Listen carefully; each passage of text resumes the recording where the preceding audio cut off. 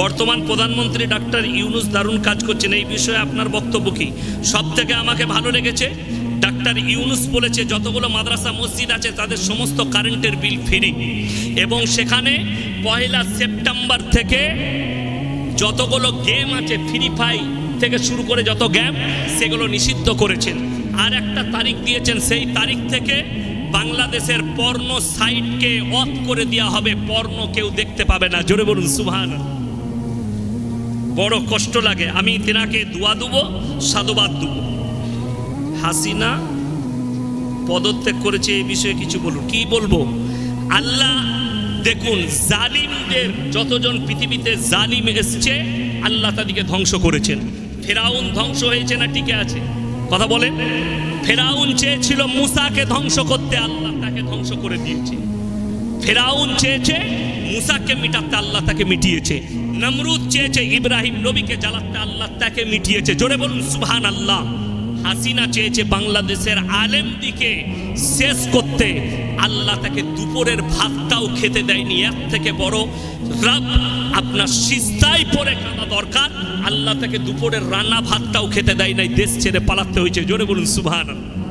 বাংলাদেশে অনেক মাজার ভেঙে দিয়েছে, এটা কি ঠিক করেছে? দেখুন, সর্বপ্রথম বলি, হাজী সাহেব আছেন তো? আছেন।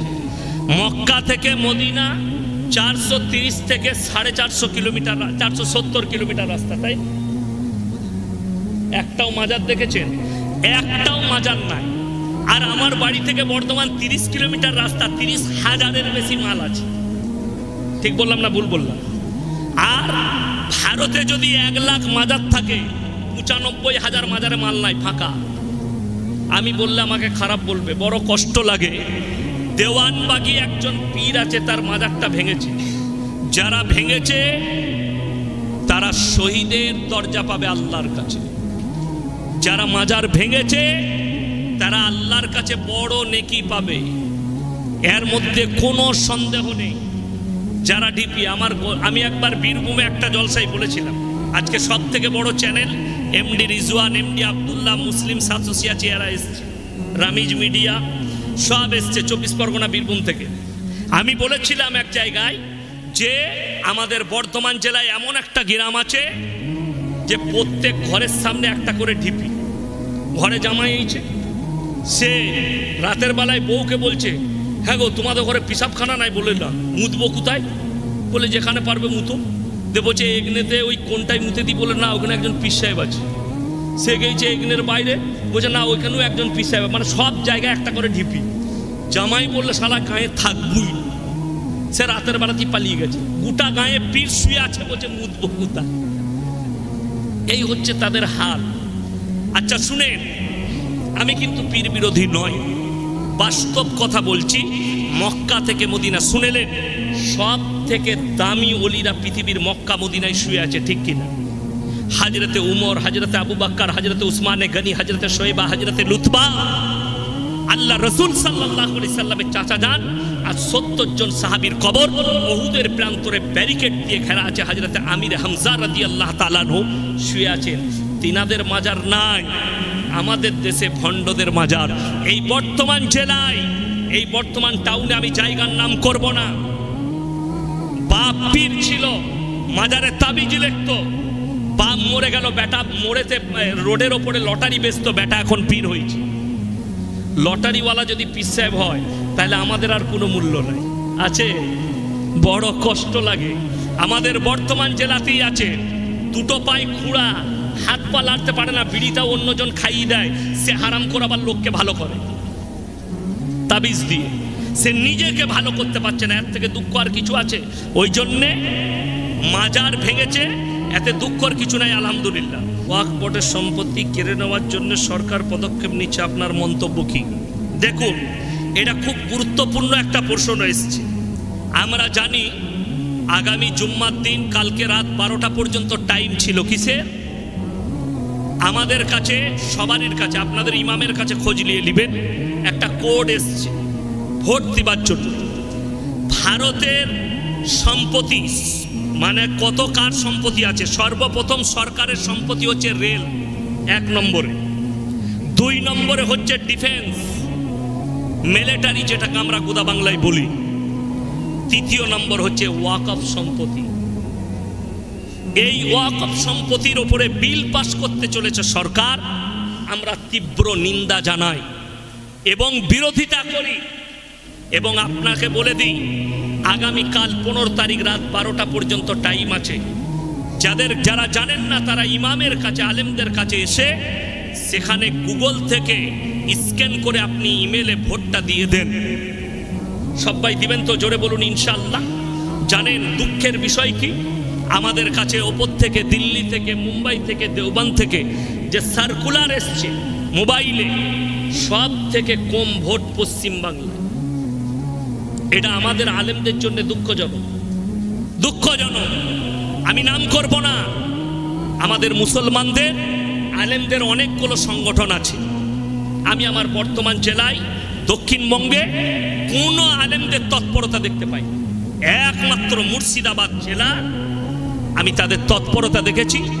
মুফতি নাজমুল হক সাহেব আমার বড় ভাই, খুব কাছের মানুষ, মুর্শিদাবাদ জেলা জমিয়তের সম্পাদক। এবং মুর্শিদাবাদের আলেমরা রাস্তায় রাস্তায় গিয়ে মানুষের মোবাইল নিয়ে সেখান থেকে ভোট দিয়েছে। আমি বর্তমানেও দেখতে পাইনি, আর আমার গলসিতেও দেখতে পাইনি। জানি না কারা চেয়ার নিয়ে বসে আছে। তাদেরকে অনুরোধ করব, এই চেয়ারটা যদি ইয়াসিনকে দেন, এই চেয়ারটা শুধু বসার জন্যে নয়, কওমের জন্যে চিন্তা করার। আজকে মানুষ পদের লোভী হয়েছে, কিন্তু পদের অপব্যবহার করে। ওই জন্যে আমি বলে যাব, প্রত্যেকটা মুসলমান ভাইয়ের দায়িত্ব, আপনারা কালকে রাত 12টার আগে আগে স্ক্যান করে ভোটটা দিয়ে দিবেন। সকলে জোরে বলুন ইনশাআল্লাহ। তা না হলে জেনে রেখে দেন, আপনার মসজিদ, ছোট নীলপুরের মসজিদ থাকবে না। সরকার যদি বলে কালকে আমার প্রয়োজন, ডজার দিয়ে ভেঙে দিবে, আপনাকে বলবে অন্য জায়গায় মসজিদ করে দিচ্ছি। মসজিদ আপনার বর্তমানে ওয়াকফ সম্পত্তি। কলকাতায় বড় দুঃখের বিষয়, বর্তমানে পৃথিবীর 10টা বড় লোকের মধ্যে ভারতের একজন আছেন, তিনি হচ্ছেন আম্বানি, মুকেশ আম্বানি। বোম্বেতে যে বাড়িটা আছে, সেই বাড়িটা আছে এতিমখানার ওপরে, যেটাকে 2 নম্বরই করে কিনেছে। তার ন্যায্য মূল্য দেওয়া হয়নি। তারা চাইছে এই ওয়াকফ বিল পাস করিয়ে এই সম্পত্তিগুলো সব পুঁজিপতিদের পেটে পড়ে দিবে। আমরা ইনশাআল্লাহ হতে দেব না। জোরে বলুন ইনশাআল্লাহ। আপনি ভোট দেন, আপনার মূল্যবান। আজকে তো একটা বাড়িতে 2-3টে করে অ্যান্ড্রয়েড মোবাইল, ঠিক বললাম না ভুল বললাম? তো আপনার বাড়িতে যদি 3টে মোবাইলে 3টে ভোট চায়, মানুষের কতটা মূল্য হতে পারে, সেই ভোটের মূল্য আপনি এখন বুঝবেন না। তখন আপনার চোখের সামনে থেকে সব কিছু কাড়া যাবে, তখন আপনি চোখের পানি ফেলাবেন। মাথায় রাখবেন, ওই সম্পত্তি শুধু একটু আটটু নয়। হিসেবটা বলে দিই, 9,40,000 একর জমি আছে। ভাবতে পারেন, 9,40,000 একর জমি শুধু ওয়াকফ সম্পত্তি আছে আমাদের। আপনি অনুভব করতে পারবেন না। যদি সরকার বলে তোমাকে কিচ্ছু দেব না, যদি খালি আমাদের ওয়াকফ সম্পত্তি দিয়ে দেয়, সেই টাকায় প্রত্যেকটা মুসলমানের সংসার প্রতি বছর 1 লাখ করে পাবে ভারতের মুসলমান। জোরে বলুন না সুবহানাল্লাহ। এত সম্পত্তি আছে। কিন্তু আমরা কখনো চাই না, এই বিল সমর্থন করি না, এর তীব্র নিন্দা করছি, প্রতিবাদ জানাচ্ছি। সকলে জোরে সোরে বলুন ইনশাআল্লাহ।